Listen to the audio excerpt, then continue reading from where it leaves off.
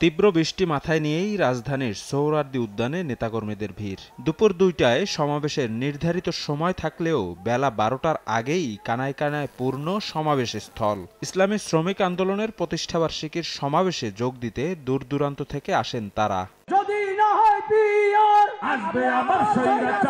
সমাবেশের জন্য নির্ধারিত প্যান্ডেল অতিক্রম করে নেতাকর্মীদের ভিড় বাড়ে মাঠ জুড়ে। আগামী জাতীয় নির্বাচনে পিআর পদ্ধতি প্রণয়ন এবং নির্বাচনের আগে প্রয়োজনীয় রাষ্ট্র সংস্কার ও বিগত সরকারের অপরাধীদের বিচার সহ ৪ দফা দাবি তোলেন বক্তারা।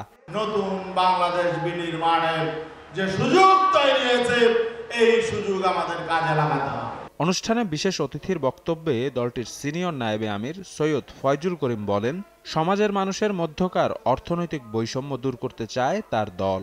মন্তব্য করেন, আগামী নির্বাচনে ইসলামের পক্ষ এবং বিপক্ষের শক্তির মধ্যকার লড়াই অনিবার্য। আমরা ভালো থাকবো, সবাই একই সাথে ভালো থাকবো। কেউ 10 তলায়, কেউ 100 তলায়, এই ব্যবধান আমরা চাই না। ইসলামের হুকুমতের বাইরে আসলে কেউ কাউকে মর্যাদা দিতে পারে না। আগামী এক যুদ্ধ আসতেছে, নির্বাচনের যুদ্ধ। আগামী যুদ্ধের মধ্যে কি হবে? কাদের সাথে যুদ্ধ করবেন? ইসলামের পক্ষে শক্তি, ইসলামের বিপক্ষে শক্তি। সমাবেশের প্রধান অতিথির বক্তব্যে ইসলামী আন্দোলন বাংলাদেশের আমির সৈয়দ রেজাউল করিম বলেন, অভ্যুত্থানের পর দেশে ইসলামপন্থীদের ক্ষমতায় যাওয়ার পরিবেশ সৃষ্টি হয়েছে। ৫৪ বছরের নির্বাচনী অপসংস্কৃতি বন্ধ করতে হলে আগামীতে পিআর পদ্ধতিতে নির্বাচন করতে হবে বলেও মন্তব্য করেন তিনি।